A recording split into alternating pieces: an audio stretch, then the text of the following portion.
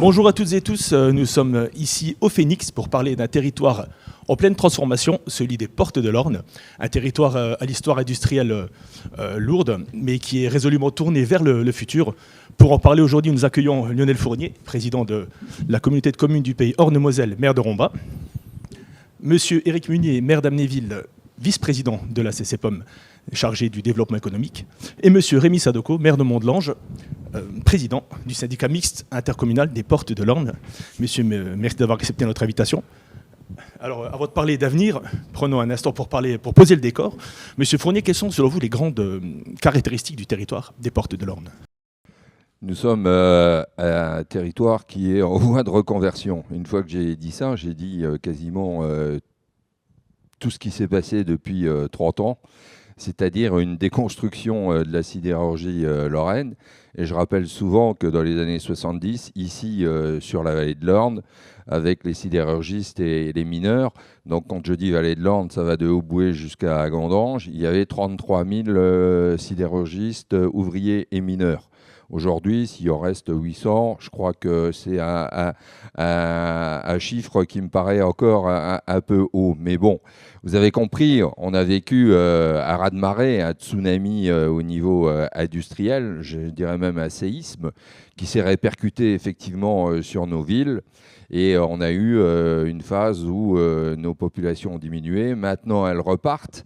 Et la difficulté qu'on a, c'est que lorsqu'il n'y a plus d'activité, on peut devenir une banlieue résidentielle entre Metz et Thionville, Luxembourg. Donc, il nous faut rebâtir de l'activité. Et ce territoire a un avantage, il a des centaines d'hectares de friches industrielles. Donc, on n'est pas touché par les problématiques de ZAN. Enfin, pour nous, on sait ce que ça veut dire le ZAN. Ça veut dire ne pas construire sur des terres agricoles, mais sur des friches industrielles, on peut. On a un deuxième atout, c'est que avec Éric Munier, en 2018, on a acheté et rénové le transfo de 225 000 volts et ça nous a permis d'avoir une certaine autonomie. Et je le dis souvent parce que je crois qu'il faut le dire, on a une intuition. Parce qu'en 2018, c'est 4 ans avant la crise de l'énergie, avec la guerre de l'Ukraine le 24 février 2022. Donc les problèmes d'énergie ont explosé à ce moment-là, mais on avait anticipé 4 ans auparavant. Et le troisième point, c'est qu'on va pouvoir ramener sur ces terrains un réseau de chaleur urbain qui va nous permettre, si les projets industriels qu'on a sur le papier pour l'instant se concrétisent, on aura un atout supplémentaire. Donc on a des atouts pour ces territoires en voie de reconversion et on va jouer toutes ces cartes. Très bien. Une particularité du territoire, c'est qu'il est donc sur 2 intercommunalités, vous l'avez dit, et avec des villes qui ont chacun une spécificité. Est-ce que, avec votre casquette de maire, chacun respectivement, vous pouvez expliquer un peu qu'apporte votre ville à ce regroupement, à cette synergie ?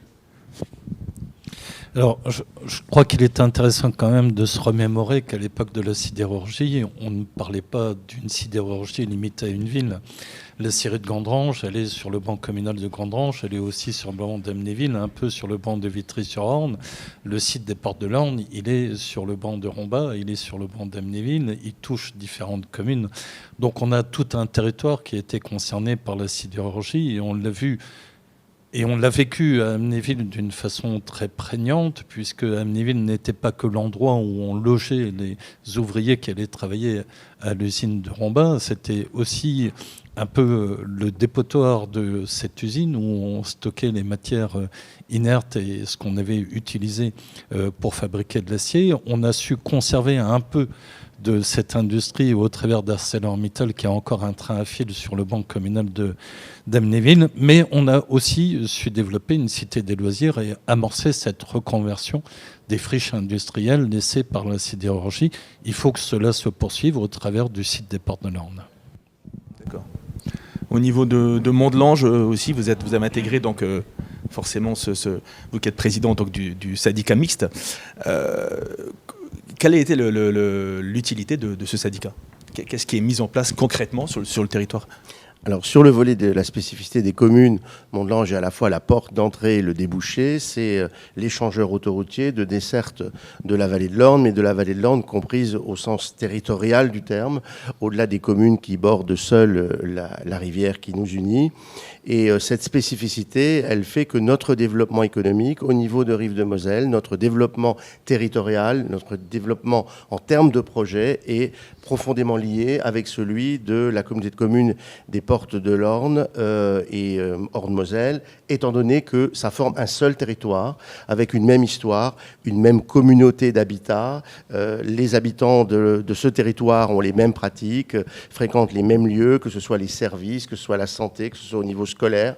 Donc en fait, il y a des similitudes énormes et de ce fait, nous pouvons additionner nos forces parce qu'il y a une forme de gémellité, si je puis dire, entre les deux intercommunalités, et le syndicat mixte permet justement de prendre en compte et d'éviter ce qu'évoquait Lionel Fournier, cette concurrence des territoires.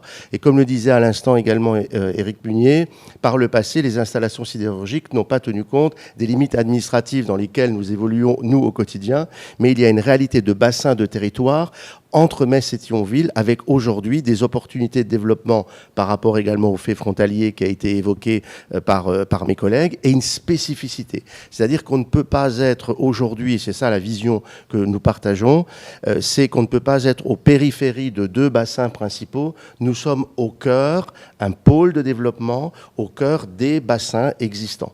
Et que cette spécificité doit nécessiter un maillage, une organisation, d'additionner nos capacités, nos stratégies, nos visions communes pour pouvoir faire émerger pleinement ce territoire à son propre bénéfice, au bénéfice de nos habitants, mais également de l'ensemble de ce bassin, Metz-Thionville, avec le volet frontalier.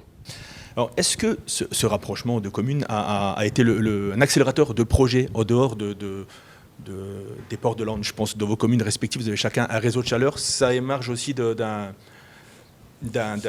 force, d'une mutualisation de force et de savoir-faire?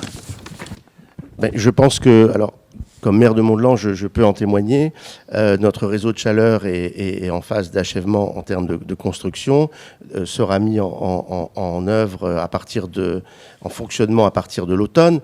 C'est vrai que en se rapprochant, en partageant des projets, en regardant les expériences capitalisables, une commune comme Mont-de-Lange, qui n'avait pas la même dimension par rapport au portage d'un tel réseau qu'Amnéville ou Rombat, a pu s'appuyer sur l'expérience de ces communes, sur la structure qu'ils avaient créée de mutualisation, à savoir Omega. Nous avons pu nous appuyer à la fois sur l'expérience technique, sur la pratique, sur la réalisation d'un type de projet.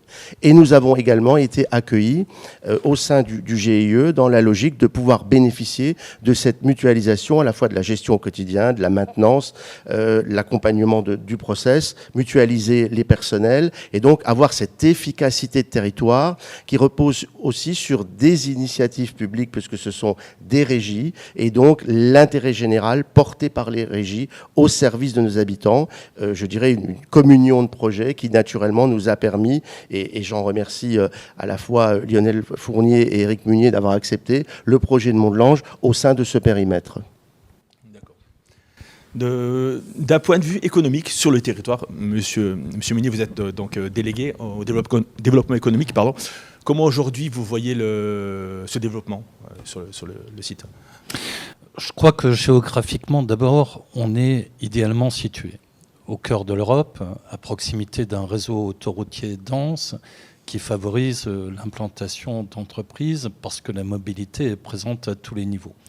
On a des terrains disponibles au titre des friches industrielles, effectivement, et toutes sortes de terrains pour accueillir toutes sortes d'activités économiques. On parlait tout à l'heure de la GCO sur un espace assez important, mais on peut aussi accueillir d'autres entreprises, comme cela vient d'être fait avec Chronopost, par exemple, générateur d'emplois, ou d'autres activités.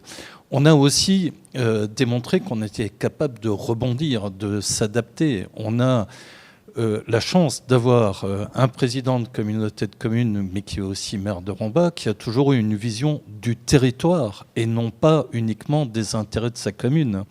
On l'a prouvé au travers de ce transformateur chez ArcelorMittal qu'on a pu acquérir ensemble, Rombat et Amnéville, pour permettre d'alimenter en électricité ce territoire et assurer non seulement sa survie, mais aussi son développement, on sait se mettre tous autour de la table pour avoir cette vision du territoire et pouvoir définir des intérêts qui vont être partagés par tout le monde, parce que ce n'est pas parce qu'on va aller travailler à Gandrange, sur le banc communal de Gandrange ou sur le banc communal de Rombin, qu'on ne peut pas habiter à Amnéville et qu'on ne peut pas dépenser de l'argent à Montlange. Voilà, donc toute cette vision du territoire dépasse ses limites administratives et permet d'avoir des projets cohérents et non pas des projets limités à des intérêts particuliers qui seraient vains et qui seraient inutiles. C'est ça qui fait notre force. Et quand un interlocuteur vient nous voir, il sait que tout le monde va aller dans son sens, tout le monde va favoriser cette implantation, tout le monde va faire en sorte que le projet puisse naître, puisse générer de l'emploi et puisse apporter une plus-value à ce territoire. Ça, c'est notre force, c'est notre unité pour favoriser le développement économique. D'accord. Alors, un territoire attractif, donc qui va créer de l'emploi, vous l'avez dit, Monsieur Fournier. Vous attendez des grosses retombées par rapport aux projets futurs en termes d'emploi? J'attends des retombées. Est-ce qu'elles seront conséquentes? Je l'espère. On verra sur les projets futurs. AGCO, c'est réglé. Donc, à terme, d'ici 3 ans, c'est à peu près 700 emplois, ce qui n'est pas rien. Et comme l'a souligné Eric Munier, les frontières des villes n'ont plus d'intérêt aujourd'hui, puisque c'est la mobilité qui prédomine, puisque c'est l'implantation des entreprises, parce qu'il y a un jeu aussi des entreprises, il faut le dire, qui essayent d'avoir à la fois les meilleures conditions et les meilleurs terrains. Et généralement, les terrains, on piète sur tous les bancs communaux. Donc, il nous faut travailler ensemble et de faire en sorte que ça soit un accord gagnant-gagnant. Gagnant pour les entreprises, mais aussi gagnant pour les collectivités locales. Et ce jeu-là est parfois ardu, parfois difficile à faire aboutir, mais c'est l'intérêt à la fois des entreprises et des collectivités locales. Donc, on a tout intérêt à jouer le jeu. On a tout intérêt à jouer le jeu aussi avec les communautés qui sont très voisines, parce que, et comme le soulignait Rémi Sadeko, je crois que la concurrence est mauvaise conseillère, puisque les entreprises pourraient jouer sur cette concurrence. Donc, il nous faut montrer notre unité. Et je dis souvent, et je le répète, on est unis sur l'essentiel, divisé sur l'accessoire. Unis sur l'essentiel, divisé sur l'accessoire. C'est ce qui nous permet d'avancer. C'est ce qui permet de montrer un front commun vis-à-vis des entreprises qui viennent chez nous. Et puis, c'est ce qui va permettre de rebondir, de rebâtir un tissu économique, des activités économiques, parce que je reste persuadé que tout le monde ne peut pas aller travailler au Luxembourg. Il suffit de regarder ce qui se passe là, à Thrombose et les embouteillages sur la 31 et les problèmes que ça pose lorsque parfois la pluie s'impose comme condition climatique, et on voit les embouteillages que ça donne, et on voit les heures de perdu dans les transports. Donc il faut maintenir un minimum de tissu économique sur notre territoire, et il faut effectivement jouer avec le jeu des entreprises qui jouent leur jeu. Mais nous, on joue notre jeu. Donc l'essentiel, c'est de trouver un point de convergence pour à la fois les collectivités locales et les entreprises, en sachant que ce sont nos concitoyens qui gagneront. Merci beaucoup. En tout cas, le train a l'air d'être sur de bons rails. Merci beaucoup d'avoir accepté notre invitation aujourd'hui pour parler du territoire de Port-de-Lorne. Merci beaucoup. Merci, merci. Merci.